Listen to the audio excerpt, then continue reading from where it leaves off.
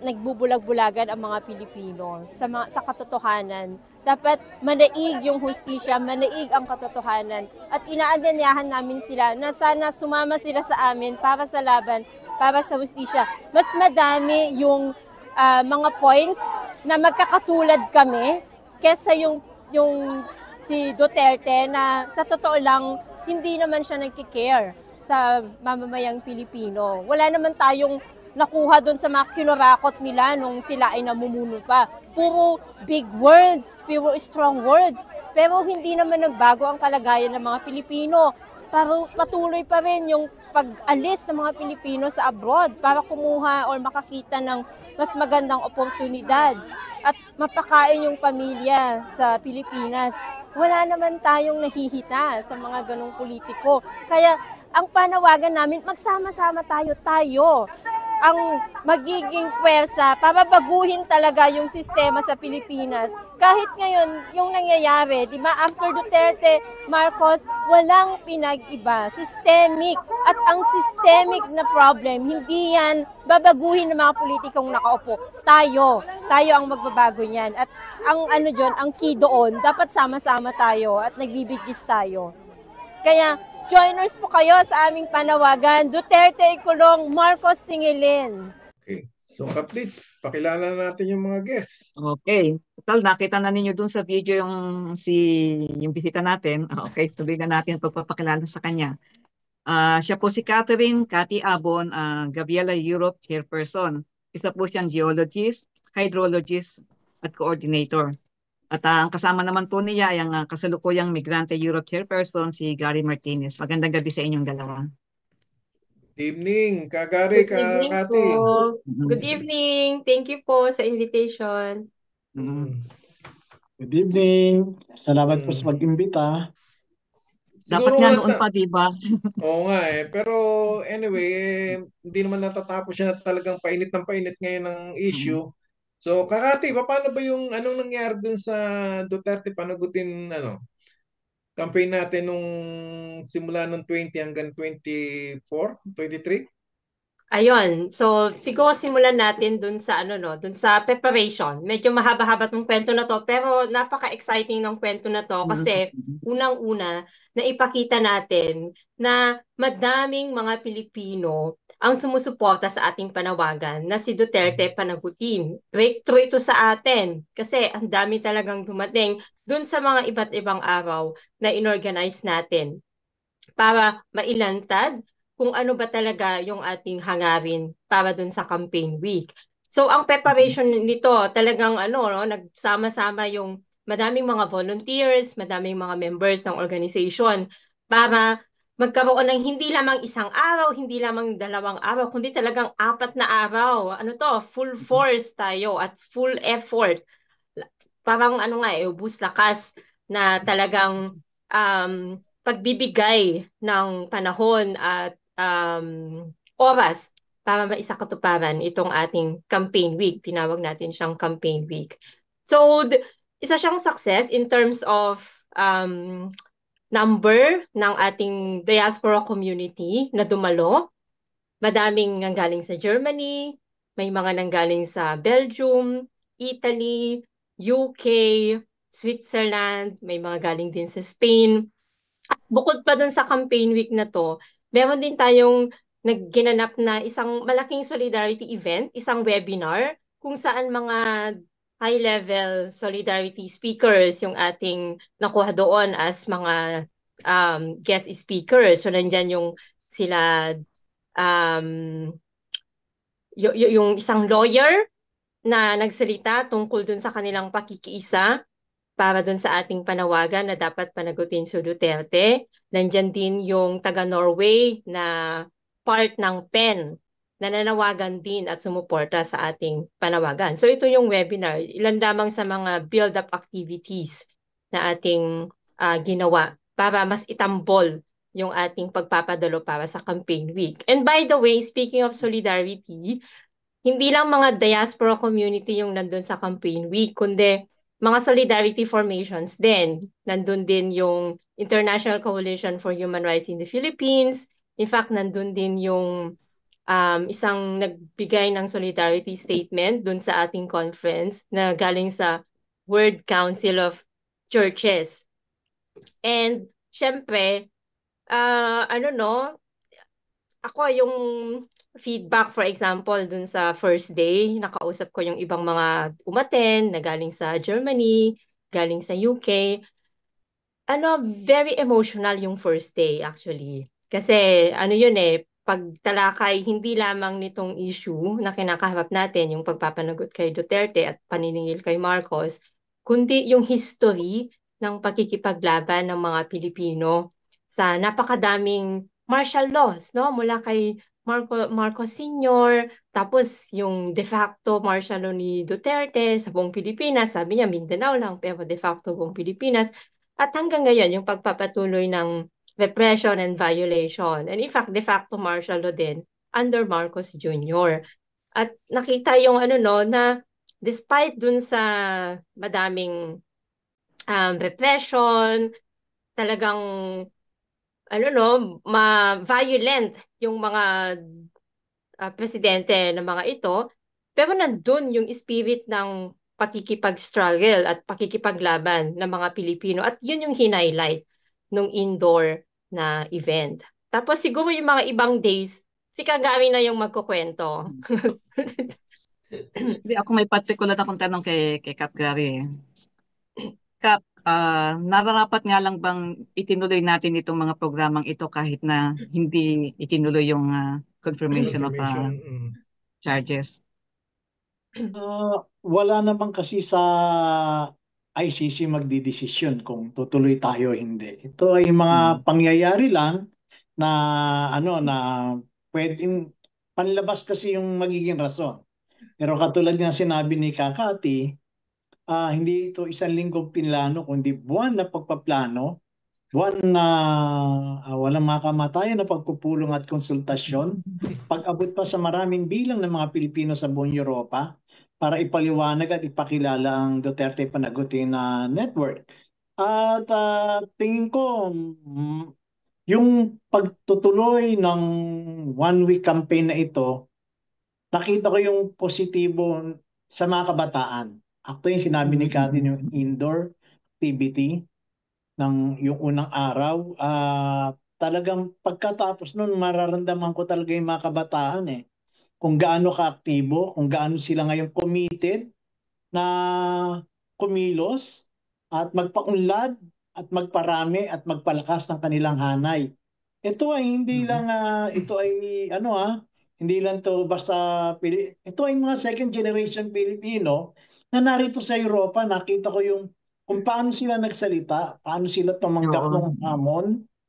Ako kung merong na-agit o talagang na-arouse doon sa mga pagkakataon sa 4 na araw na pagsama-sama, ay nagbigay din to ng panibagong sindi sa mga dati nang kumikilos.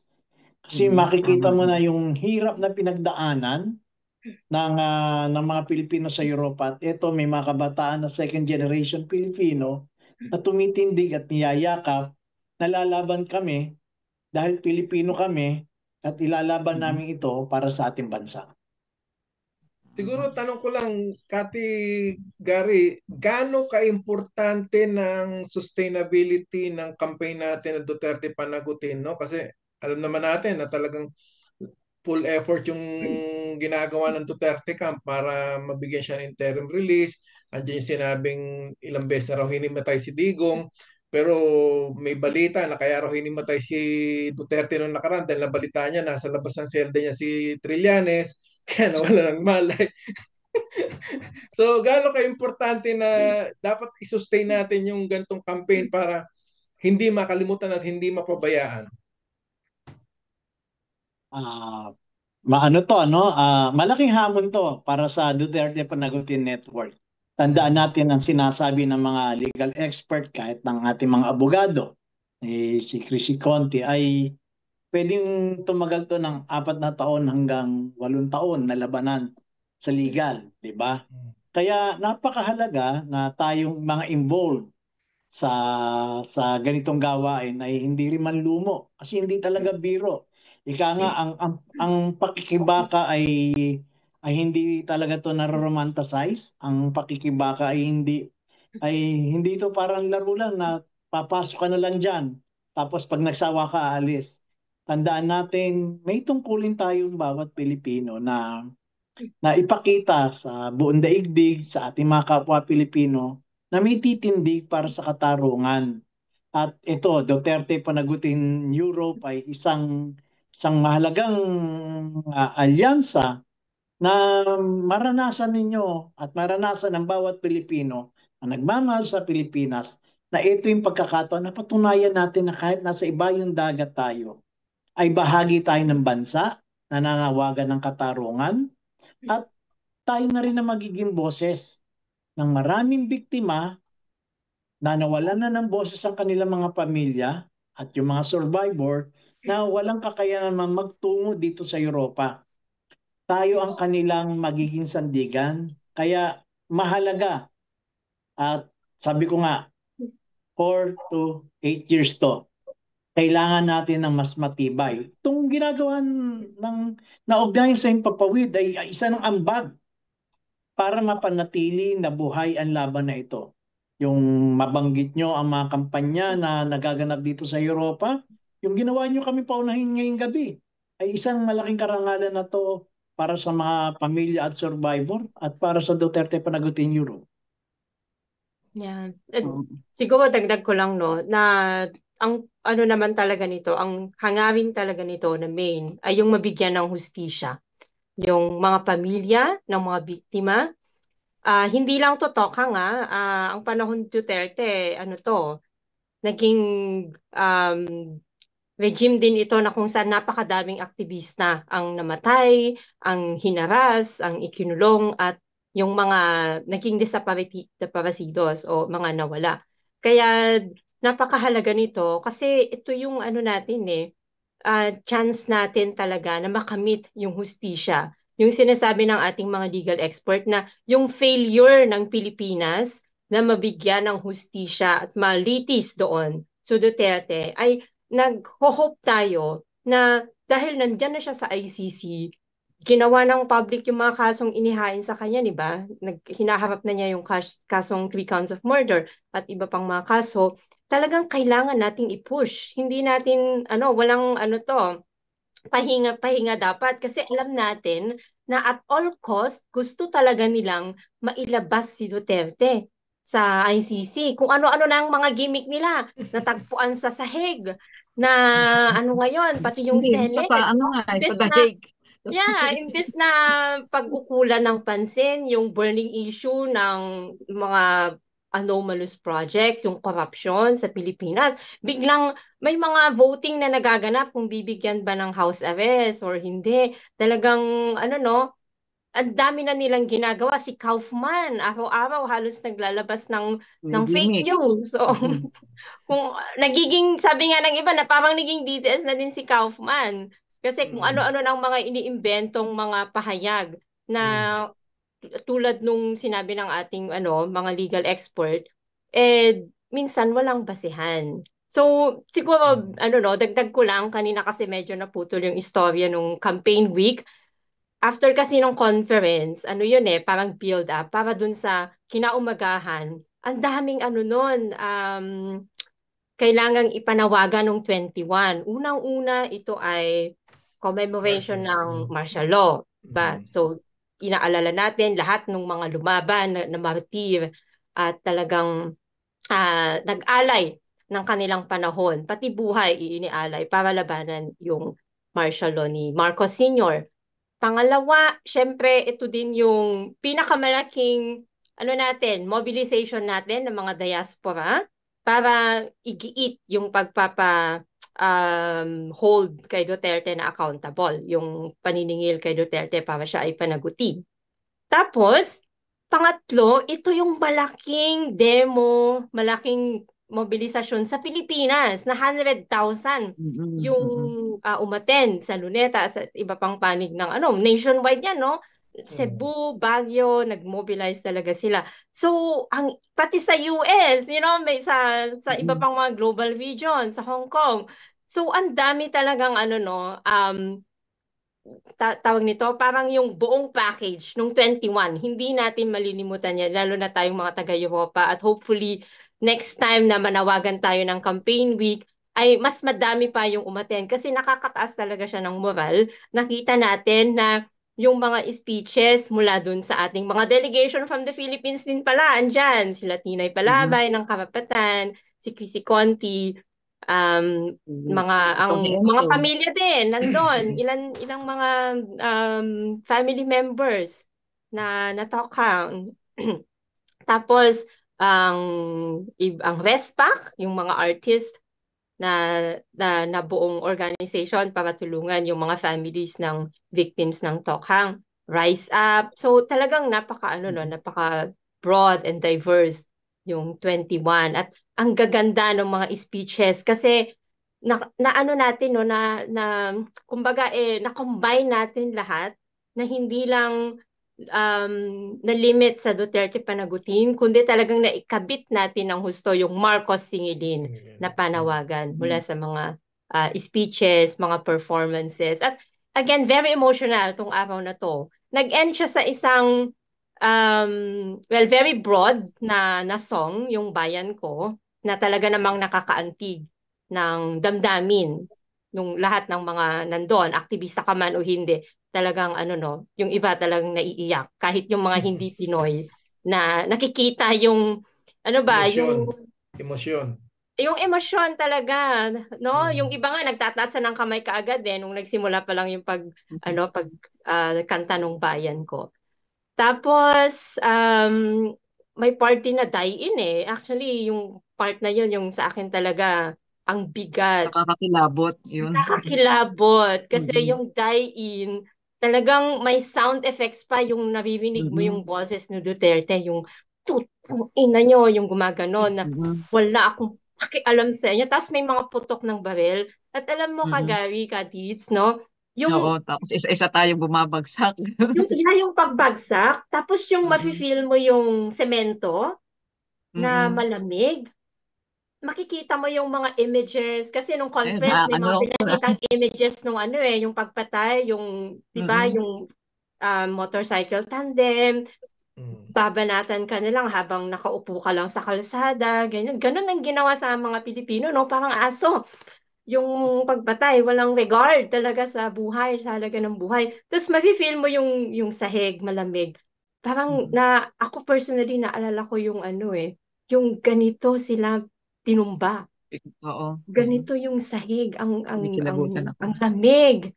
So nakakakilabot talaga. Alam mo, it took me a while. Talagang kahit yung katabi ko, naiyak. Hindi nga siya Pinoy naiyak siya. Kasi that yung parang feeling, it hit us hard. So, yan, that was the 21st. Tapos nag-Zumba din. Para talagang mai-package din yung nangyayaring at may connect na nangyayaring panawagan. So, from very emotional to very jolly-jolly na Zumba, pero lahat kami galit. Diba? Lahat talaga galit nung time na yon at gusto talaga ng hustisya, malalakas yung mga sigaw, malalakas yung mga chanting ng ating mga chants, Tapos yung 22nd, ito yung prod work. Special din to. Naku, next time yung mga hindi makapunta, dapat talaga pumunta para experience itong full package of campaign week kasi may prod work. Mostly mga kabataan yung Hindi ko inabot yun yung prop making Kami, umuwi na kami, sayang. Yes, pero before that meron pang press conference kung saan tinahitahi ulit kung ano na yung mga burning issues surrounding yun nga baka mabigyan ng interim release o kaya yung paghahanap ni Sara ng country na mag-host sa kanyang ama sakaling ma-release siya. So, yung ilang mga highlight nun is si Tinay Palabay na nawagan na dapat walang bansa na tatanggap kay Duterte. Kasi it will speak a lot about you as a country, how you regard international humanitarian law. Kasi dapat ang isang bansa na tatanggap kay Duterte, ibig sabihin tinatanggap niya ng isang akusado kriminal ha. I mean, Mhm. itong kaso ni Duterte na hinaharap niya, hindi ito basta-bastang kaso, ay hindi sinasang-alang-alang ang ang standards ng international humanitarian law. Tapos, siyempre, pinanawagan din doon sa press conference na yung sinabi mo kanina na dapat tuloy-tuloy yung pagkakalampag natin. Hindi dapat tayo mag tawag dito, Panghihinaan o Minto. Mhm. yung hihinto, oo, Minto. tsaka yung parang mananawa, o alisto tayo, mananamlay. alisto tayo. Ibig sabihin, pwedeng itong kasing pamilya na to, may kapangyarihan pa talaga sila eh. Sa Pilipinas, may pera sila. So talagang lahat ng measures ay gagawin nila para lamang mapalabas yung si Duterte. So, wag tayong matulog sa pansitan. Kumbaga, yun yung term na iniisip ko. Hindi, Tapos Hindi pwede yung silang makasingit 23rd, kahit anong oras eh. mm, sorry, yung 23rd, ang laki din, no, na mobilization sa International Court of Justice. So, dito, din, nag-perform yung silingan with some of the members of the family.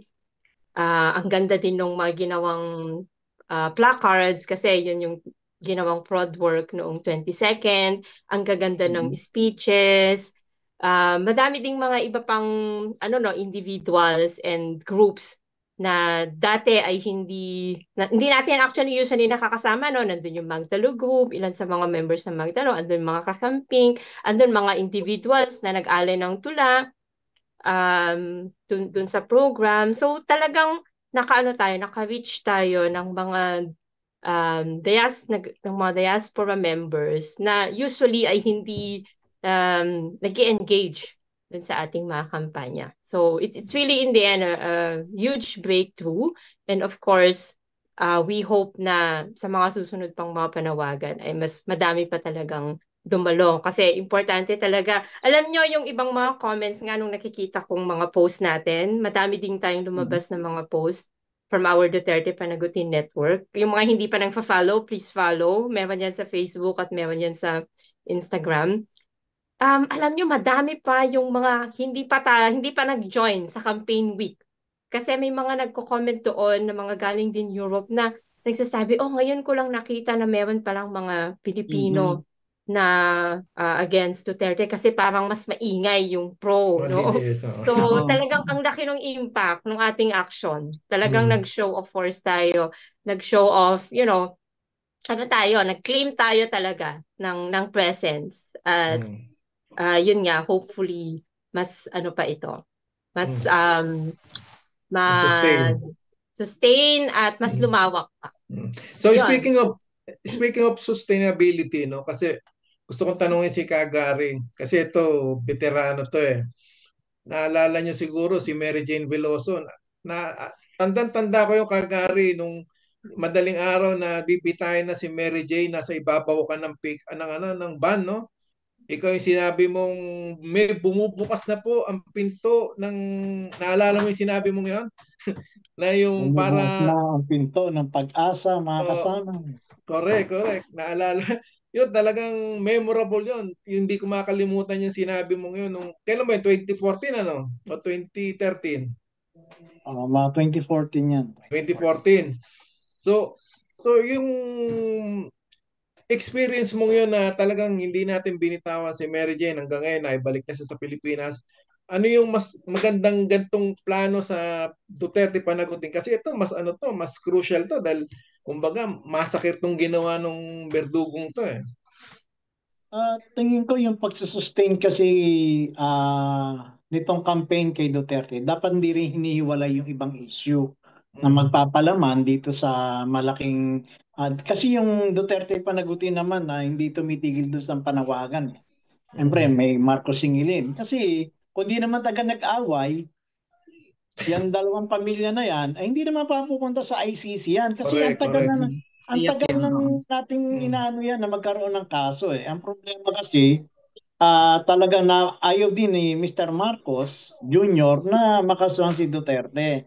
Kaya kombinasyon yan ng iba't iba pang issue. Halimbawa, habang nilalabanan natin yung malaking pwersa ng mga Duterte, sa totoo lang, tama si Cathy, very influential, powerful, and full of funds ang Duterte family para hanggat maaari ay hindi makonvict ang si Duterte. Ginagawa na nila lahat. Kita mo, yun nangyari sa Senado na nagkaroon ng botohan para i-house arrest. Dapat gamitin natin ma-expose pa itong mga senador na bumoto na to. Una, hindi man nag-research. At alam naman nila at sinabi ko noon pa, nung Marso pa, ang kaso ni Duterte sa ICC ay evidence-based, di ba? May ebidensya na magkukumbik sa kanya. Hindi ito madadaan sa mga zero remittance week. Hindi ito madadaan sa mga botohan sa Senado o mga resolusyon na ilagay nyo na lang to sa house arrest dahil malinaw ang ICC ay inelect ng 125 member state ang kanilang mga judges. Sila ay institusyon para sa katarungan at hindi sila political institution. Nakakahiya kasi mga mambabatas natin kasi may International Parliamentary Union. Paano kung mag-meeting yan at member yung iba natin mga mambabatas?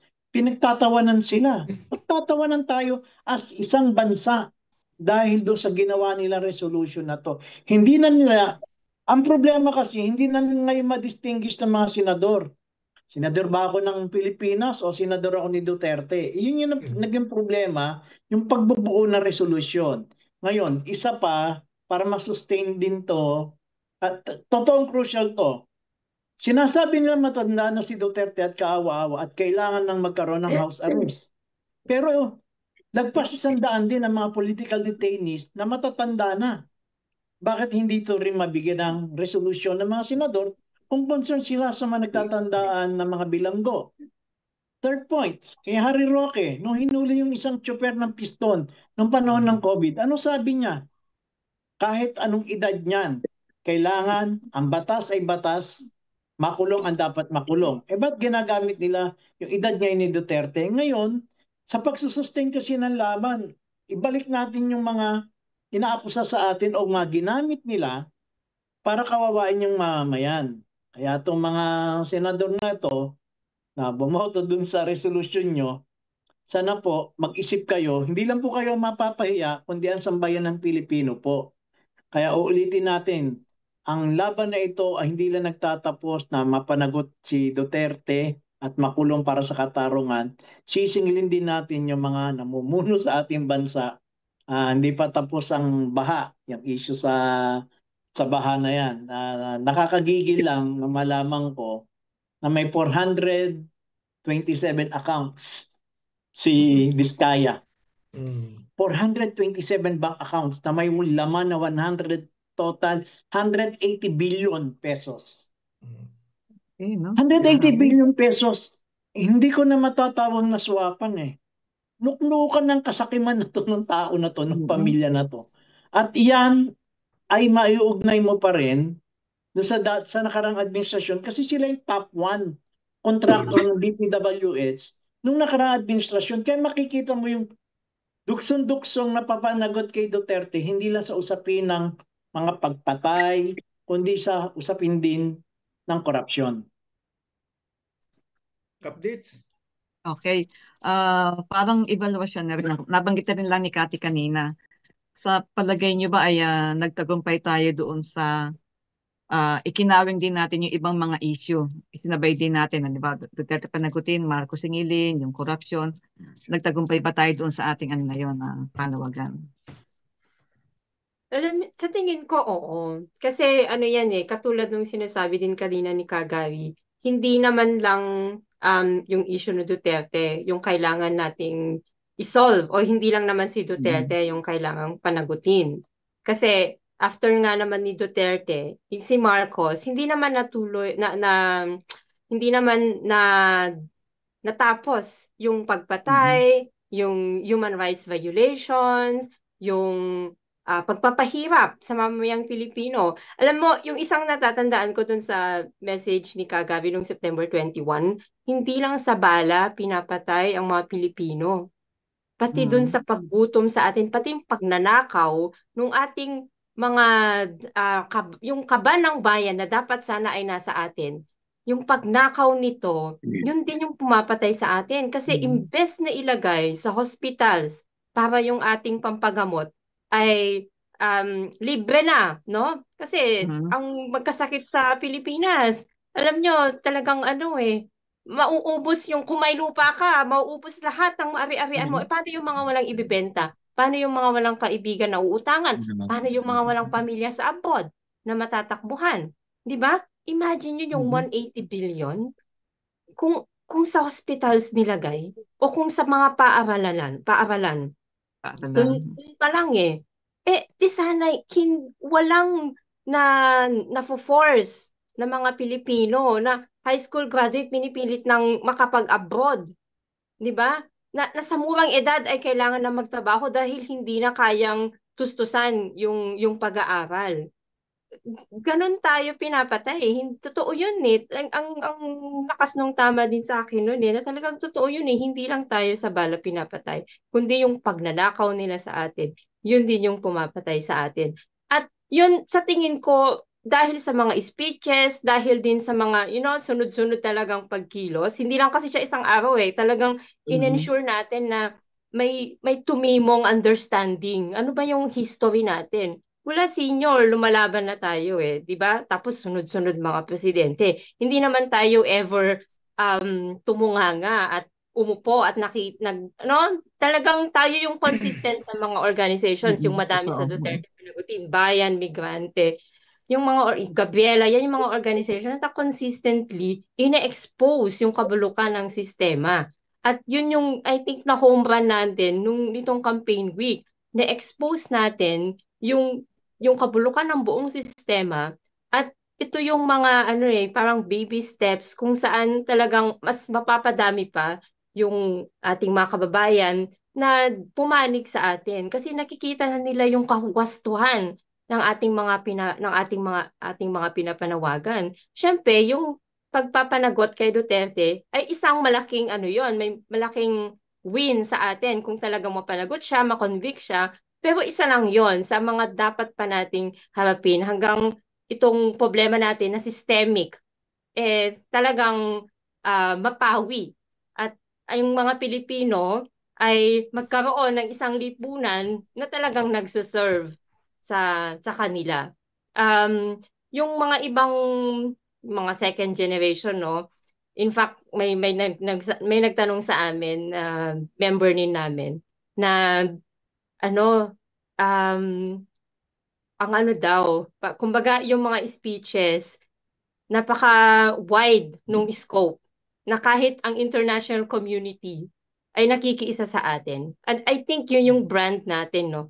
Dahil lalong-lalo na tayo ng mga organizations sa diaspora or sa Europe o sa iba pang mga global regions, hindi tayo tumitigil sa pag-expose sa kung anong nangyayari sa Pilipinas, sa pag-explain kung bakit ba tayo napipilitan na mag-abroad, at pati ito ay naiintindihan ng mga hindi Pilipino at pati sila ay nakikisa sa ating panawagan.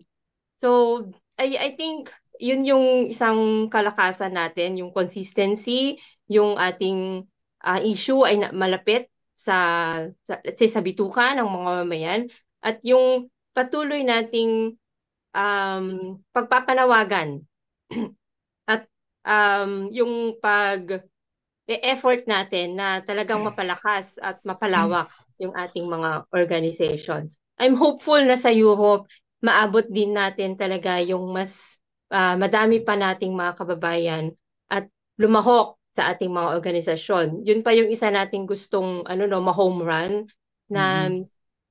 napakahalaga ng pagkakaroon ng organisasyon para tayo ay magpigkis at talagang magkaroon ng boses at para maging tuloy-tuloy yung ating lakas na lumaban para baguhin yung sistema. Speaking of sa sustainability contingency, no, kasi ngayon lumilino na. Kumbaga meron ng paapyaw na sinasabi ang ICC na hindi lang si Duterte yung definitely pupunta sa ICC. Malamang sa Iba malamang pa. sumunod na si Bato at si Sigo.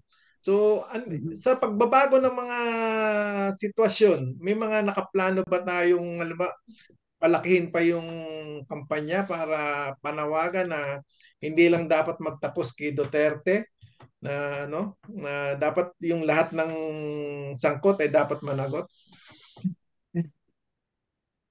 Tingin ko may nakahanda sigurong QRT ang pinakamabilis. Pag inaresto na si Bato, yung mga lahat ng mga sinasabing kasabwat sa ano na to, sa tokhang na ito ay siguro ang initial magkaroon talaga ng QRT at nandun na sa kung paano nating inabangan si Mr. Duterte sa kulungan. Ganun din ang gagawin natin sa iba pang mga kasabwat niya. Pero may mensahe makikasama lang na ako siya. kay Duterte, kay Bato, kay Aguirre, hindi kayo safe. Maaresto rin kayo. Pag kayo naaresto, sisiguraduhin ng mga Pilipino Happy sa together na sila. Europa, babantayan namin kayo para makuha yung katarungan para sa sambayan ng Pilipino. Hindi kasi Hindi kayo safe. ayun nga, sinabi nga ni Robin kanina, Senator Robin kanina kahapon, sabi niya makakaawa raw si Duterte, gawa ng Samahan na wala niya. raw kausap. Sabi naman ng ibang netizen, huwag ka mag-alala, after 2 months, 3 months, may katong AIDS na si Duterte dyan sa, sa daig. Pag dumating na si Go, tsaka si, malay mo, pati si Inday, isama na rin, di ba? Diba, sabi nga, wag nating tingnan si Duterte ngayon, kundi ang tingnan natin yung noon, yung siya, kung ano yung ginawa niya noong siya, yung kalakasan pa niya at nasa kapangyarihan siya. Hindi, siguro kung mapapansin nyo, lahat ng statement ng pro-Duterte senators, si Kaufman, yung kanyang lawyer, si Inday, ay puro appeal to emotion na. Yes. Wala nang legal issue Tuloy. na inilalabas. Yes. Nakikita nyo na talaga drama na ito. Nagdadrama na sila kasi alam nila na medyo tagilid na yung laban sa legal. At makikita naman natin yan na ganyang kilos pag matagal na tayo nag-oobserba sa malalaking issue sa Pilipinas. Parang nahuhulaan mo na ano yung mga susunod na hakbang ng mga involved na party kapag tagilid na yung laban. Kung siguro si Duterte ay nasa Pilipinas, baka nabila na siya ng wheelchair tsaka na neck brace. Tsaka neck brace. Dahil wala siya sa Pilipinas, so wala yung ganun drama, pero makikita mo ito sa pamilya at sa lawyer, puro appeal to emotion. Tapos nagko-conflict siya sa kabilang parte naman ng pamilya ng mga Duterte. Sa una niyang asawa, ang sinasabi tsaka ng apo, okay naman si Rodrigo. Baka hindi kasama sa jolly group naman chat siya. yun. Maganda na yung kwentuhan namin, 'di ba? So, yun yung yung lalo nagdidiin sa kanila. Ulitin natin, appeal to emotion, wala na yun sa merito ng kaso. Ang binabanggit ng mga pamilya, lalo ni Sara at ng mga Duterte senators. Second, sa Senate resolution, gusto kong bigyan din yun Kasi parang ang popogi nitong mga senador na to cute talaga nila. Parang nagsasabi sila may ginawa naman kami maganda para kay Duterte. Pero sa totoo lang, sa mga pagkakataong ito, yung Senate resolution na to, kahit yung mga abogado na na content creator na ang nagsasabi na ay isa lang siyang papel na walang silbi at dediretso to sa basurahan pag pinadala pa nila. Sana nga wag na ipadala sa ICC kasi pag pinadala Paano nga daw doon, nila ipapadala yun, di ba sabi ni kay kahiya Atty. talaga. Conti. Hindi nga, Paano na ipoposto may yun? kumalat yang may kumalat yang chismis kahapon Payag naman daw si BBM na iuwi si Dut sa Pilipinas at i-house arrest sa isang kondisyon. Doon siya sa bahay ni Trillanes matutulog. Mamamalaki. Baka lalong kung ano mangyari kay Duterte pag napunta siya kay Trillanes. Siguro, mas gugustuhin ni Duterte sa dahil kesa tumira sa bahay ni Trillanes. Yeah, At siguro least, talaga sa pagkakataon, sa mga panahon na ito, alam naman natin mahaba pa yung laban sa usapin ng legal nung kay Duterte. Ano yan eh, sisikapin ng Duterte Panagutin Network Europe na maabot pa yung iba pa nating mga kababayan at patuloy yung paglalabas ng mga statement regarding sa kung paano pa natin maipaliwanag sa tao at makumbinsi pa.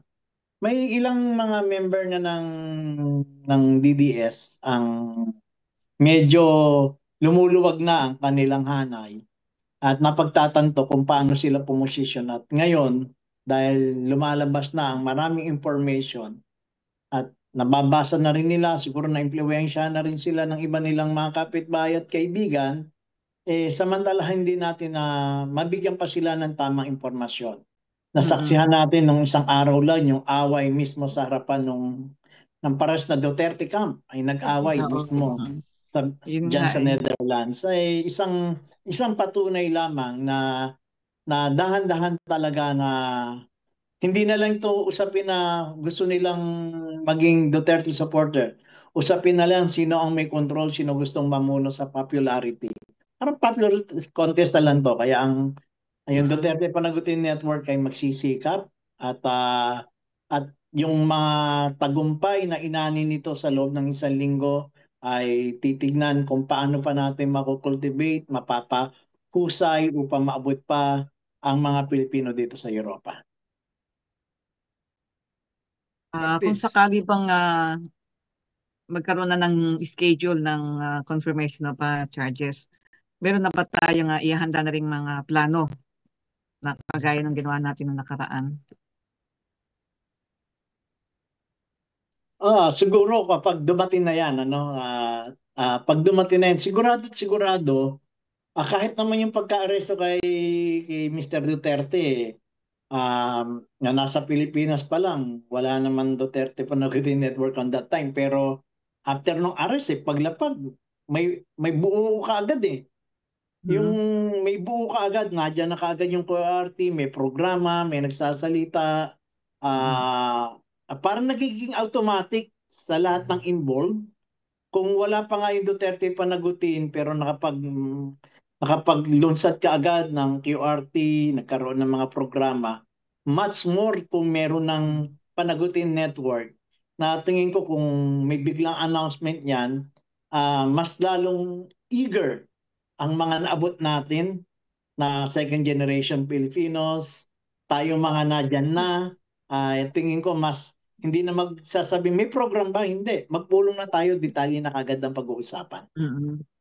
Yeah. I think gusto ko lang din idagdag no na katulad nga nung nabanggit na nung naaresto si Duterte, pati iba't ibang mga bansa kung saan tayo may mga organizations, talagang naglunsad ng iba't ibang klase ng pagkilos.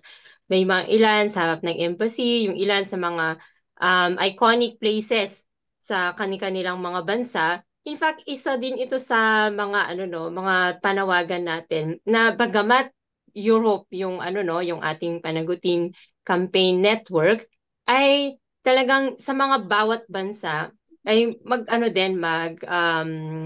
pasulpot o magtayo ng mga country chapters kasi ito din yung magiging daluyan natin ng pagpapalakas dun sa ground talaga.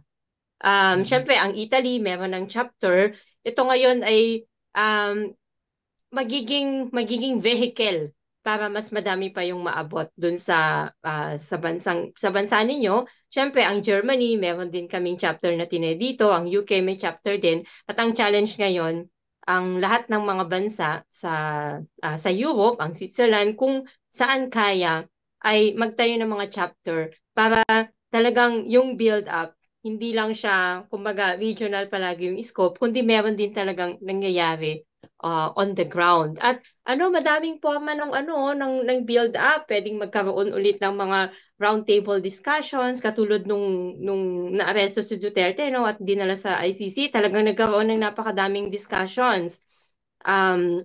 Nagkaroon ng napakadaming webinars na kung saan nakuhang mga speakers, si si Chrissy Conti at ang ilang mga pamilya ng biktima.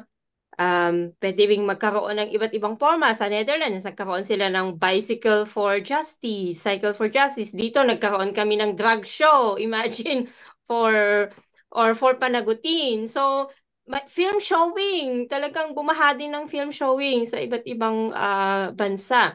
Nagkaroon ng road work para sa preparations dun sa pagpunta sa The Hague.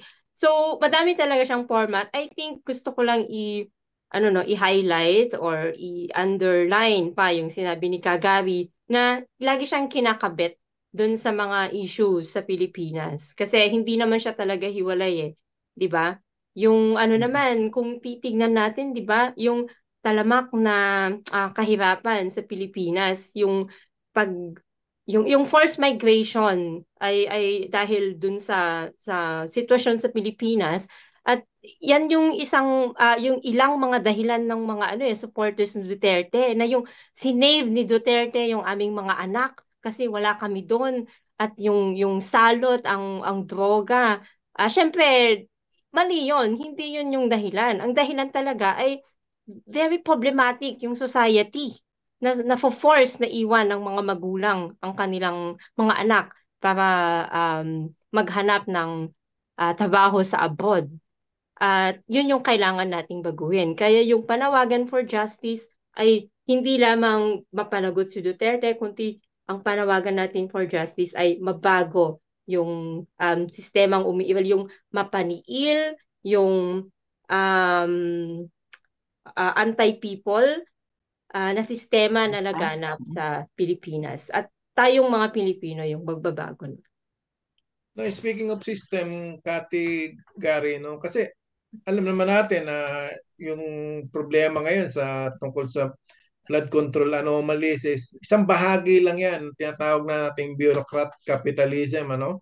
At meron pang dalawang major na yung feudalism, imperialism.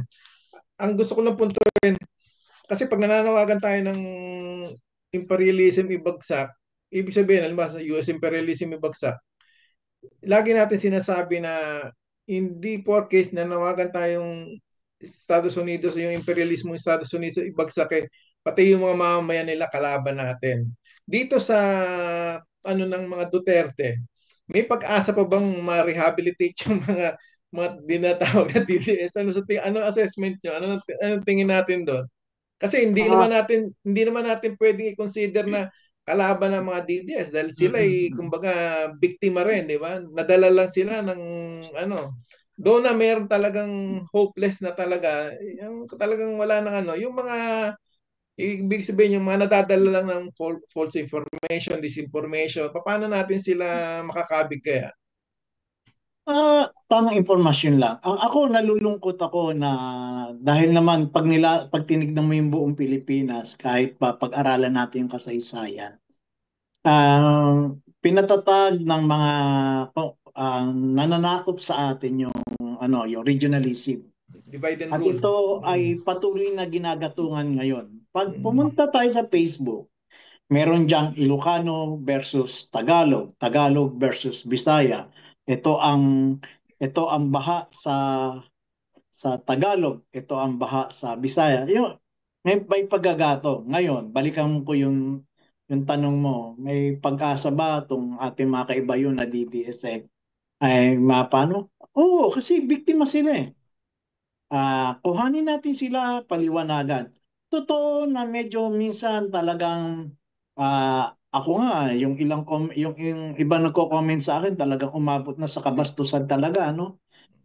Atake na yung personal, pero hindi may malaki pa rin tayong responsibilidad na paliwanagan sila eh. Hindi dahil gano'n na sila mag-isip ay i-abandon natin. Ang kailangan dyan ay ipakita natin yung latag ng lipunan. Halimbawa, pinakamaganda sorry sa paggamit ng salitang maganda, yung mess sa flood control. Ngayon, napakadaling ipaliwanag sa tao ang burokrata kapitalismo. So totoo lang, dati parang naiinis yung mga ordinaryong tao na Oh, ang Nakarinig, tagal nyo na oh. sinisigaw yung burokrata kapitalismo, ibaksak, yan na lang lagi yung sinisigaw. Wala na ba kayong bago? Pero ngayon, dahil sa baha, dahil sa flood control projects na mga nakawan na ito, na-adapt ng tao, ng ordinaryong tao at naunawaan, ito pala yung burokrata kapitalismo. May nahamig tayo. May naunawaan sila sa pinakasimple at dinanas nila na lumubog sila sa baha at malalaman nila na ninanakaw pala ng pondo ng mga kontraktor, pinagsasaluhan pa ng mga congressman at mga senador. Ganon din sa mga DDS. Biktima sila ng baha. Bakit sila na biktima ng baha? Kasi nawala yung flood control project sa kanila. Bakit nawala? Dinugas. Nino, ng mga kontraktor ni congressman ni senador. Eh sino ba nag-approve ng budget? Yung tatay digong nila, tsaka si Mr. Marcos. Ito yung burokrata kapitalismo na sinisigaw namin sa inyo. Matagal na. At ngayon na-adapt nila. At ito, nalalaman nila. Sabi nga nila yung nangyari na September 21 sa Pilipinas ay isang dapat wake up call to sa gobyerno. Wake up call to sa gobyerno na kapag hindi kayo mag-aayos ng inyong pamamalakad, malapit nang pumutok ang bulkan, ang social volcano sa Pilipinas. Nag-aano lang yan, naiimpit pa lang dahil nga may investigasyon na ginagawa, nag-iimpit lang yung tao, wag muna, may ginagawa pa yung gobyerno. Pero wag niyong antayin na ang bulkan na ito ay sumabog. Yung nakita natin noong 21 na galit ng mga kabataan, ay kumbaga sa pagputok ng bulkan, iyan ay hindi pa yung lava, hindi pa yung major eruption. Iyan ay yung mga tumatalsik lang na maliliit na bato. Pero gusto na nilang sumabog. Kaya yung mga politiko na nagsasabi, katulad ni Isko Moreno na mga punk lang daw yan at mga walang kwenta, ikaw malinaw, nagrereklamo ka sa 10 milyon na nasira sa Maynila, pero hindi mo nakita yung bilyones na ninakaw kung bakit nagagalit yung tao. Ganyan din sa mga sa ilang Marcos loyalist at DDS supporter na hindi kasalanan niya ni Marcos kasi sa panahon niya yung mga nabukin yung corruption na yan. Hindi, panahon pa yan ni Duterte kasi nagsimula yan ng Duterte yung mga projects. Pero pag tinignan mo, pwede mo naman sila hamigin. Bakit? Ba't kayo nag-aaway? Bakit? Identify ba yung bang pumasok sa inyong baha ay nakalagay gawa ni Duterte? Yung pumasok na baha ba sa bahay nyo ay galing kay Marcos? Hindi. Isang nakawan yan, sistema na, sindikato na ang gobyerno. Yun lang gusto kong sabihin. Ang gobyerno ay pinatatakbo ng mga sindikato. Bakit sindikato? Kasi mula doon sa pork barrel, yung PDAP noon, milyon-milyon lang kinukuha. Ngayon mas malala, umabot sa bilyones. Di ba? Umabot na sa bilyones. Wala nang kaluluwa itong mga ito eh. Kaya, sindikato yung nagpatakbo sa gobyerno ngayon. Kaya wala dapat tayong palusutin. Kaya nga kung DDS ka, kung Marcos loyalist ka, panahon na tignan mo yung sarili mo bilang isang Pilipino. Uulitin ko uli para mga few months binanggit ko. Seryosohin natin pagiging Pilipino natin this time. Seryosohin na po natin. Inuulit ko, bilyon ang nawala. Kung nakita nyo lang yung mga tao sa Cebu na apektado ng lindol. Natutulog sila naka-plastic. Dahil walang tent. Mga bata may hawak na placards. Tubig ang hinihingi tsaka pagkain, gutom na kami. Yes. Kung hindi ka pa nagagalit sa gobyerno, ewan ko kung anong puso meron ka pa. Na alam mo may ninakaw na para sana sa facilities, para sana sa disaster preparedness natin. Dahil hindi naman lingid sa kalaman kahit ng bata, lalo na yung mga nasa gobyerno. Ang Pilipinas ay tropical countries, may climate change na, at tayo ay hindi naman, alam na din naman nila na hindi bababa sa 27 bagyo kada buwan, kada taon, ang dumadaan sa atin. Meron pa tayong mga bulkan, meron pa tayong lindol. Kumbaga, alam na yan eh. Tapos nanakawan mo pa yung pondo, dapat na i-training yung ating mga rescuer, bumili ng mga heavy equipments, patuloy yung infrastructure para hindi na madali masira at madaanan ng mga rescue kung may mga disaster. Pero kung ninanakaw nga ito ng mga kontraktor, ng mga congressman, ng mga senador, ay sindikato na yan. At tayo bilang mamamayang Pilipino na nagmamahal sa Pilipinas, tapusin na natin itong mga sindikato na ito. Talagang baguhin ang system. Pag sinasabi natin baguhin yung sistema, hindi lang tayo nagpapalit ng pinuno. Binabago natin yung buong pamamalakad. Halimbawa, national industrialization. Magtayo tayo ng mga industriya na magluluwal ng trabaho sa Pilipinas. Na kung saan tayo ang may kontrol ng paggawa ng bakal, ng mga chemicals, yung mga gamot na yan. Mga chemicals sa paggawa ng mga gamot. Di ba? Na mura na lang. Hindi na problema ang hospitalization. Sa national industrialization, lahat makakamit natin eh. Kasi genuine agrarian reform. Para wala na rin. Kasi iyan na yung kumbaga maglilibing sa labor export policy kapag may genuine agrarian reform tayo na kung saan kalakhan pa rin naman ng ating mamamayang Pilipino ay nasa sakahan. At doon tayo mag-invest, ang ating agrikultura ay paunlarin. Habang mga kapitbahay natin sa Asia, makinarya na ang ginagamit sa pagtatanim, tayo ay manual pa rin. Diba? Kalabaw. Kaya, kumbaga, duktong-duktong yan. Kung gusto natin umulad yung Pilipinas, huwag tayong masanay sa reform. Huwag tayong masanay na, hindi, Marcos loyalist kami. Mula pamilya ko, mula kay tatay, Marcos loyalist. Hindi, Duterte kami, hindi, Maka-Aquino kami.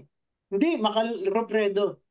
Mga kababayan, wala sa isang tao ang pag-asa ng Pilipinas.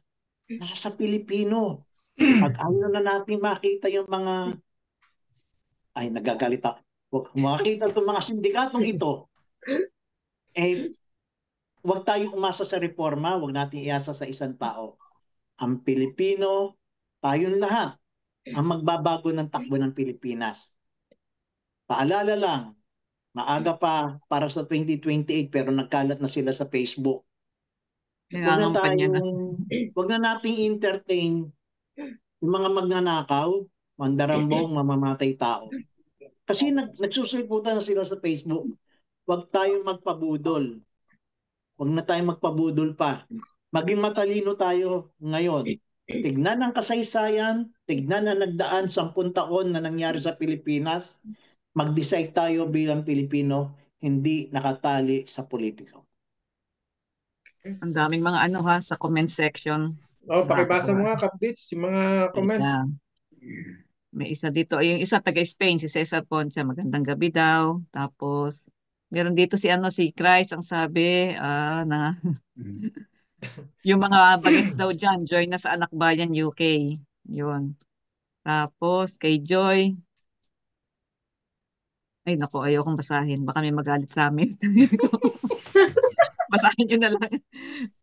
Dapat daw yung mga senador, sabi ni Hil Debria, dapat daw yung mga senador na bumoto sa house arrest ni Digong, dapat doon sila sa pagpalaya ni Mary Jane Veloso. Ganon din sa political prisoners na dapat makalaya at ito ay dapat tugunan ng mga pagtugunan ng mga senador. Yun. Teka, yung iba, yung mga comment ni Joy, baka bukas wala nang bumati sa amin sa Bologna pag binasa ko. Basahin na lang nila. Yan. Jessie Sambueno, yun, din, good evening. Yung iba, may mga bago tayo mga tagapanood at tagapakinig. Okay. So, medyo lagpas tayo sa oras, pero ang dami pa natin pwedeng ma-discuss. Wala naman sila sa Pilipinas kaya okay lang sabay-sabay yung oras natin. Sabagay. Kapdits, may tanong ka pa, Kapdits? Wala na. Kumbaga sa siguro pang huling mensahe nila dalawa.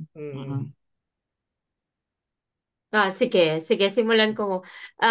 Again, nagpapasalamat ako at binigyan nyo kami ng panahon para makapaglahad, no? Para pag-usapan yung nangyaring campaign week at yung iba pang bagay, lalo na yung nangyayari ngayon sa Pilipinas at makapag-explain, no? So kung ano ba talaga yung wake-up call para sa ating mga Pilipino.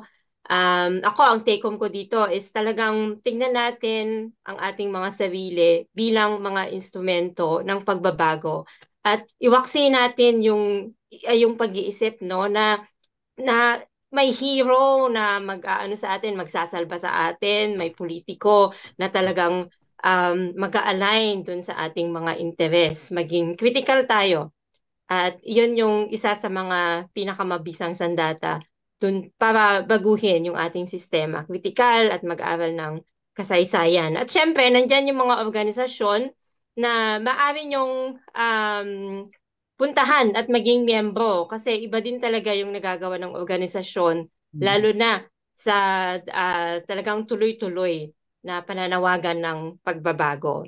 At pangalawa, um, nabanggit ko na kanina, no, marami tayong mga social media platforms. Andyan yung Bayan, Migrante, Gabriela. Pero andyan din yung ating Duterte Panagutin Facebook page at yung Instagram page natin. Tuloy-tuloy ang ating pagproduce ng mga publicity materials. Hindi natutulog ang ating media and publicity committees and volunteers para mag-produce ng mga reaction, ng mga statement at para pabulaanan yung maraming mga fake news at mga kasinungalingan na nilalabas ng kampo ni Duterte. At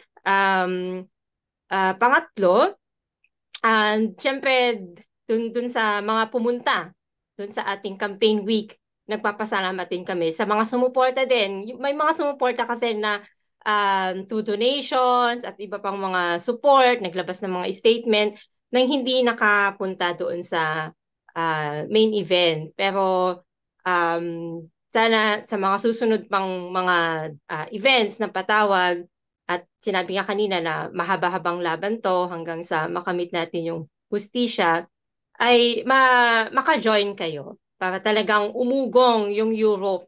At mula dun sa 200 na peak natin noong September 21 ay maging libo-libo tayo pagdating dun sa iba pang mga campaign week or mga campaign days na ating ipapanawagan. Ito talaga yung time na magising na dapat yung Europa. Kahit yung ating mga kabataan, nananawagan din ako sa ating mga kabataan na kilalanin yung Panagutin Campaign Network, kilalanin yung mga organizations.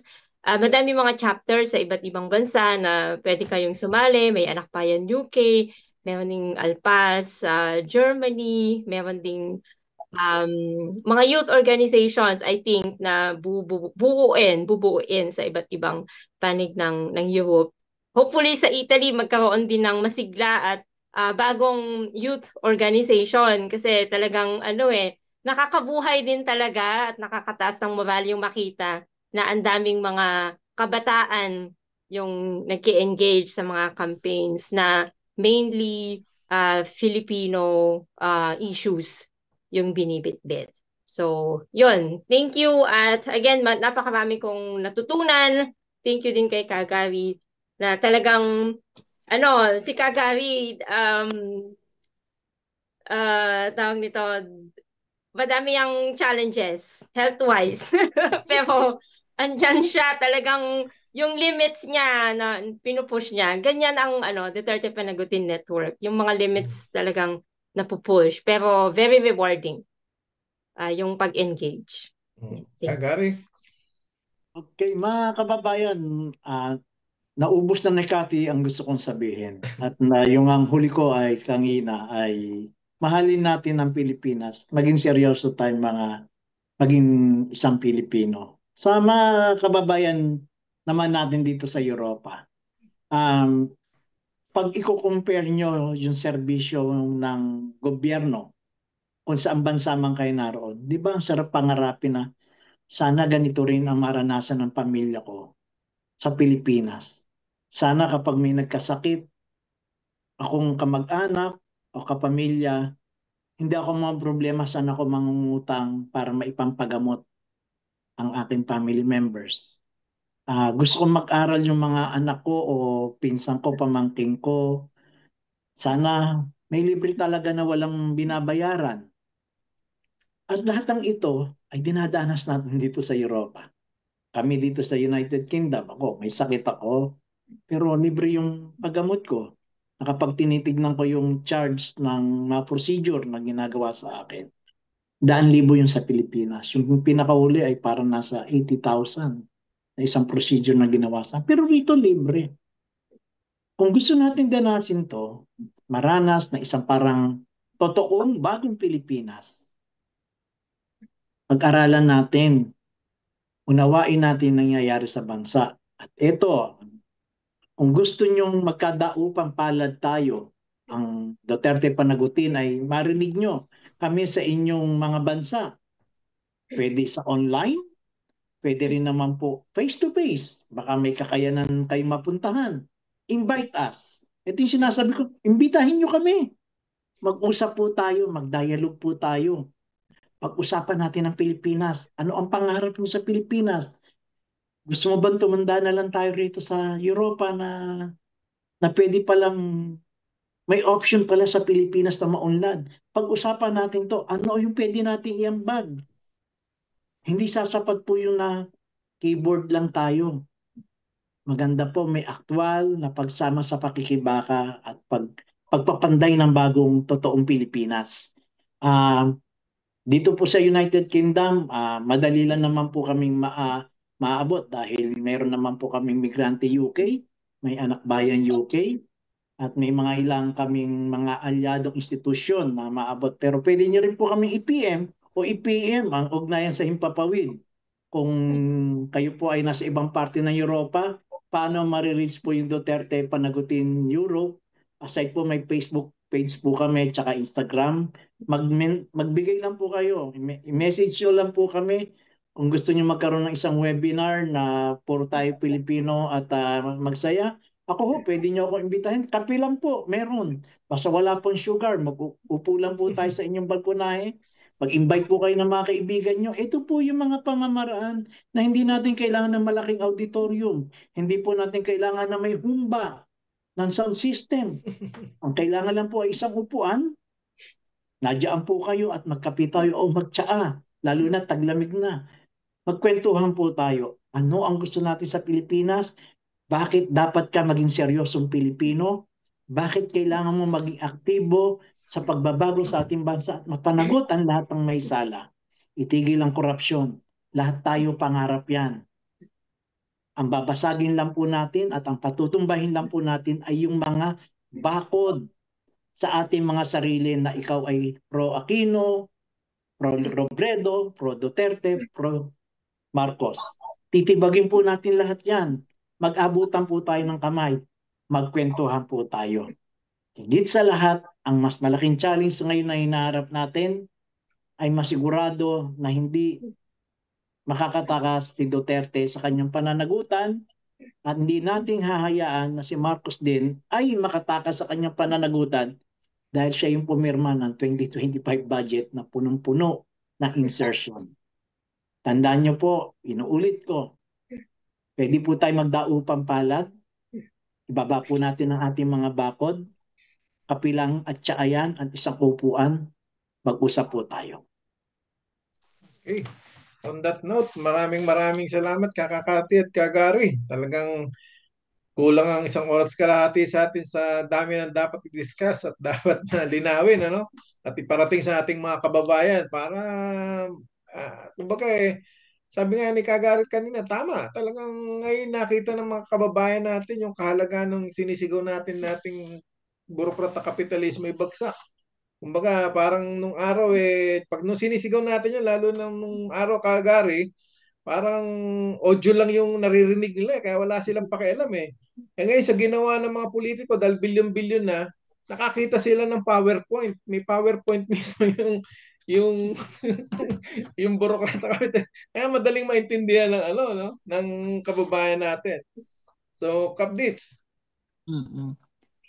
Okay, tapos salamat kami sa inyong dalawa dahil talagang dapat doon pa lang na matapos yung 1 week na yun. Kayo na sanang gustong maigas na ugnayan sa Himpapawid. Kaya lang marami pa rin gawain na ipinagpatuloy doon sa The Hague. At eto, magkakasama na tayo ngayon. At ang ganda ng ating mga napag-usapan. At yung pati yung pag-aanyaya natin doon sa iba na sumama na sa atin. Kumbaga sa ako naman nararamdaman ko yung ibang kaibigan ko na dati ay medyo talaga nakapanalig doon sa iba.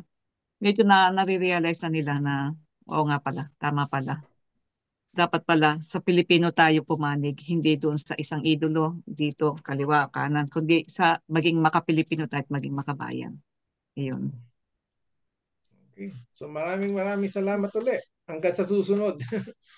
Hopefully, hindi itong huli dahil Ay, hindi. siguradong Di ba? kagaya nga Tuloy-tuloy ng nga di ba, tayo. campaign to, ang tanong natin, Duterte Mm-mm. panaguting campaign, ibig sabihin, mahabang proseso to, no?